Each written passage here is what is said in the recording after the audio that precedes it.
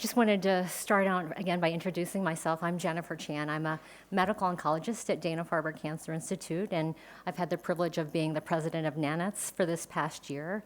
And I, along with Dr. Haft Anderson, who was here last year, am a co-chair of the NET working group and one of the U.S. cooperative groups, the Alliance for Clinical Trials in Oncology.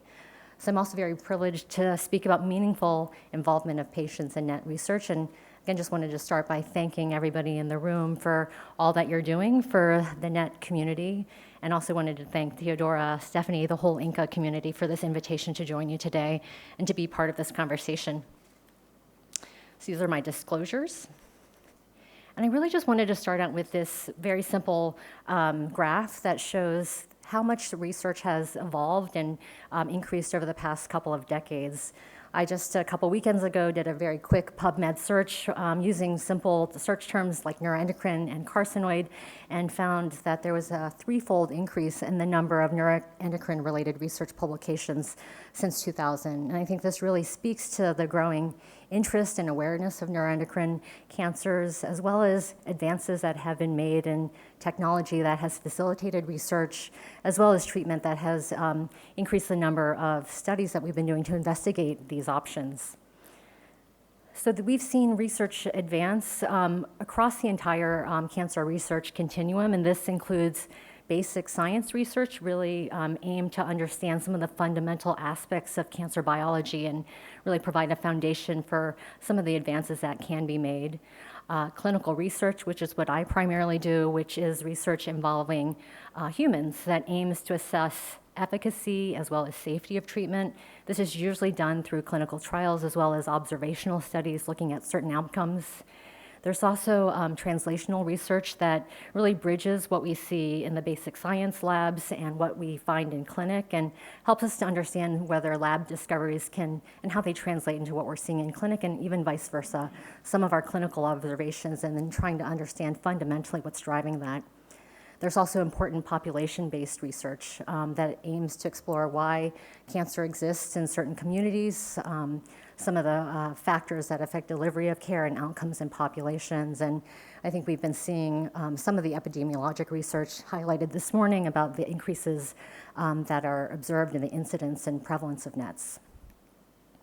So I don't really have to tell everyone here, but this is where we know that patient involvement is critical in all aspects of research. And this is, I like this figure because it does show that patients are at the core and the center of what we do with all types of research, whether that's basic, preclinical, clinical research, and then the implementation science in public health.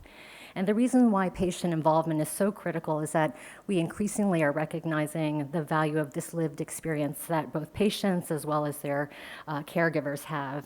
And the involvement of patient advocates in research ensures that our studies are relevant, they're patient-centered, and they're impactful for the outcomes of what we're really striving for our patients. So I wanted to, again, highlight a definition that has been used in the literature about what patient engagement in research is, because I think it highlights a few important points to keep in mind as we think about involvement in research and things we have to keep in mind.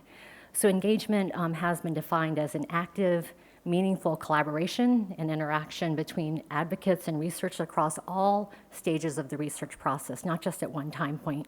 And it really is this bidirectional relationship between a patient advocate partner and researchers that, again, informs the decision-making process about what studies are done, how they're conducted, and how we use the results. This slide really shows that there are various levels of patient and researcher engagement in the health research continuum. And all of these are important, but I've highlighted some of the aspects of patient researcher engagement with the stars where there's much more patient advocacy involvement. But what is quite important is that patients, as we've heard earlier today, part of the participation process is really learning about the research, asking questions and finding out answers, participating as subjects in the research and in the clinical trials, even consulting during the process of research development to provide feedback on specific research questions and activities. As we get further into the involvement process, this is where patient advocates can work directly with the research team from start to finish in all aspects of the research, collaborate on equal footing with researchers in the research that's being done, and then also lead the work that's being done by making decisions about the questions that are being asked and how the answers will be obtained. And the benefits of involvement of patients in research from a researcher's perspective is that this is how we find out new perspectives that we may not be aware of and how we can prioritize new things. The involvement of patient advocates improves our understanding of the patient experience. It improves the relevance and the applicability of the research results, ultimately, as mentioned before, leading to patient-centered care. From a very practical and logistic aspect, and this was mentioned earlier today, the involvement of patients and your communities helps us to enhance recruitment to the studies so that we can find out answers more quickly. It also facilitates the dissemination of results and implementation of changes based on the research findings. And I think also most importantly improves relationships and trust between researchers and the communities that we're aiming to serve. From a patient and advocate perspective, participation in research has been shown to provide more knowledge about health and research. It also provides a sense of ownership of the research and empowerment. For some patients, it also fulfills a desire to make a difference for others and to contribute to overall better health care by ensuring that the research reflects patient priorities, not always researcher priorities, but patients' priorities to achieve the changes that are desired. Participation also allows patients and advocates to feel heard and valued, because for sure they are. And then there also is this concept of healing by participating in research and healing through advocacy.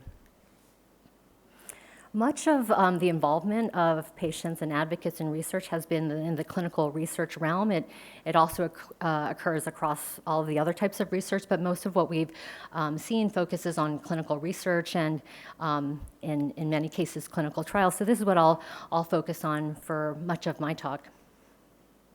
And I just wanted to show this slide really to highlight the progress that has been made in treatment for neuroendocrine tumors over particularly the last 10, 15 years. And I've highlighted some of the key advances in terms of new drug approvals. And encouragingly, I think we're seeing an increasing number of options for our patients. So, what Lisa had mentioned about research and hope, I think this is what we're aiming for, is to have the work impact patients and to impact what we're as physicians able to offer. I'm showing this slide really to highlight, again, some of the more recent research that even in the last year or two has led to changes in the way that we practice. The NETTER-2 trial showing us the benefits of using lutetium-177 dotatate earlier for some of our patients with higher grade disease or higher risk disease. The CABINET trial, which I was privileged to be part of, showing that cabozantinib improves progression-free survival for patients with both pancreatic NET as well as extrapancreatic NET. And encouragingly this year, this led to a drug approval in the United States by the FDA and just within the last month or so in the EMA. So kind of it's actually one of the things I never thought I would see is like the work that I've been part of really impacting people, not just in my own community, but in the world. So it's other trials that have reported out just this year have been the COMPETE trial, showing that PRRT with lutetium-177 etotriotide has improved progression-free survival compared to everolimus, and I think that helps to inform decisions that we'll be making in clinic. LIGHTSPARK 15, which is a really important study looking at belzutifan for patients with pheopera. The results we're anxiously awaiting the presentation at ESMO this year, but based on the results showing a favorable response rate as well as reduction in blood pressure medications, there's yet another new drug that's available for this patient population.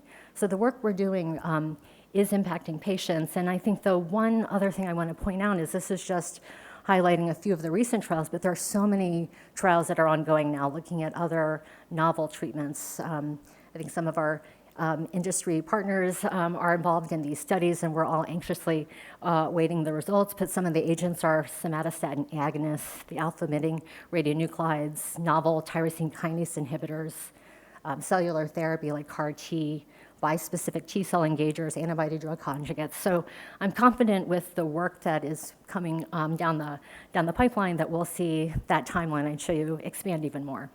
So I hope this continues to provide hope for our communities. So getting back to patient engagement in clinical trials, one thing that was mentioned earlier when it comes to who is a patient advocate is that we know that patients and advocates have unique perspective, these lived experiences that really inform the research that we do. And some of the perspective that's provided is what it means to live with or manage a certain health condition, what the experience is with treatment, including side effects, and some of the burdens, whether it be health or financial, that is related to treatments. Some of the perspective is also related to what we want from treatment, what we expect from treatment to be worthwhile.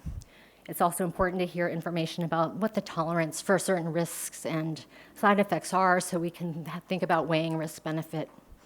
The other important point is that there are views on potential outcomes and the importance of outcomes. And this, as we are designing research, helps us to pick endpoints and decide what is meaningful or not. And the other important perspective is on views about what is available and what some of the unmet needs are. So the clinical trial process involves a number of different steps, and at each step along the way, there is a role for patient involvement. So I'll just kind of walk through some of the steps here. And the first is with actually deciding to do the study, initiating the trial, coming up with the design, and then ultimately developing the protocol. We heard from Danielle about this in the morning, but the role of patient advocates is to provide input on the design of the study, what's important, and also giving feedback about what's practical and whether the design aligns with what is actually viewed as important. The other important area where patients and advocates can provide important input is during the recruitment process and the consent process. And it helps us as researchers, the input, to understand what the barriers are to potential participation. I'll speak about this a bit later, but for instance, when we were designing the cabinet trial, it was important during discussions to hear about how do people feel about placebo controls? How do people feel about certain randomization schemes? So this is really important to identify barriers, because I think the last thing anybody wants to do is really design a study, but then have nobody enroll. The other important piece where patients provide important input is on the informed consent process, what's important to share. The forms are reviewed to make sure everything that's important is covered by that. And then during the actual process of having the trial open, advocates and communities can help to facilitate enrollment by increasing awareness. During the process of the trial being open, there's important input about really some of the logistical things about where the study should be open, if it's not enrolling well, where are some of the other sites that could be considered. And then also patients and advocates are serving on monitoring committees, really to help us make sure that these trials are safe. Another important part for patient engagement is with the design and data capture. And this probably goes a little bit earlier as we're thinking about endpoints, but it's important to understand what information is important that we need to kind of prospectively collect so that at the end of the day, we've answered the questions and made sure that we collected the information. As mentioned before, there's also an importance of trying to understand what the priorities are so again, that we can measure those outcomes. Lisa alluded to this earlier this morning about how important it is to get the word out, because we want patients to be aware of the results. So this is where patient advocates can, within communities, share the word about results, share their experience about participating in the trial. And I think we also, as investigators, want to hear feedback about what that was like so that we can, as we design future studies, improve on that. And speaking about future studies, again, the experience help us inform what we need to be measuring, and then our goal really is continuous improvement. So I just wanted to share an example of, for instance, the cabinet trial, which was conducted within the NCI's National Clinical Trials Network. Dr. Del Rivero is also leading a trial in patients with pheochromocytoma and paraganglioma, looking at temozolomide with olaparib. And in the US, we have what's called the National Clinical Trials Network that's sponsored by the NCI. And this is a collection of organizations and clinicians that support research at cancer centers across the U.S., over 2,200 sites, and there's a framework that the NCI has for centralizing the work that's done. Within the U.S., there are 5 main cooperative groups where the research is conducted, and it's all centrally supported by the National Clinical Trials Network. So I am an investigator at Dana-Farber, which is part of the Alliance for Clinical Trials in Oncology. And as we were designing the cabinet trial, these are the stages of trial development that the protocol went through. And all of our protocols start with an idea for a trial. Oftentimes, that's an investigator who comes up with a proposal, and the proposal is developed within the disease committee. So within the Alliance, the neuroendocrine tumor protocols are vetted within the neuroendocrine tumor working group. The concept is then written based on that feedback. It's reviewed, and again, Danielle mentioned this, it's reviewed by the NCI's Neuroendocrine Tumor Task Force, which is, again, a collection of investigators, also patient advocates that review the protocol. It then moves along another review process within the Alliance, ultimately to the NCI's steering committee, and then the final protocol is written. At every step along the way, there is an opportunity for patient advocate involvement, starting, as mentioned, with the working group. And also, there are patient advocates involved in the Neuroendocrine Tumor Task Force, the Alliance's Scientific Review Committee, the NCI Steering Committee. And then as the protocol is written, again, this continuous feedback to make sure that the trial is answering important questions and designed with patients in mind. And some of the areas where patient advocate input is quite critical is with reviewing the importance of the concept, the design and the schema of the trial, assessment of risks and benefits, and the burden that the trial may place based on the schedule of required activities. This also is an important point, is a review of the eligibility criteria, the inclusion, the exclusion criteria.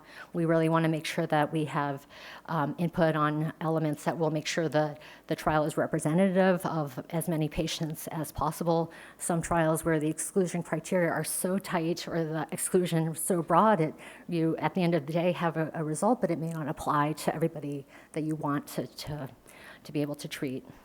We also assess accrual feasibility and additional patient-centered comments.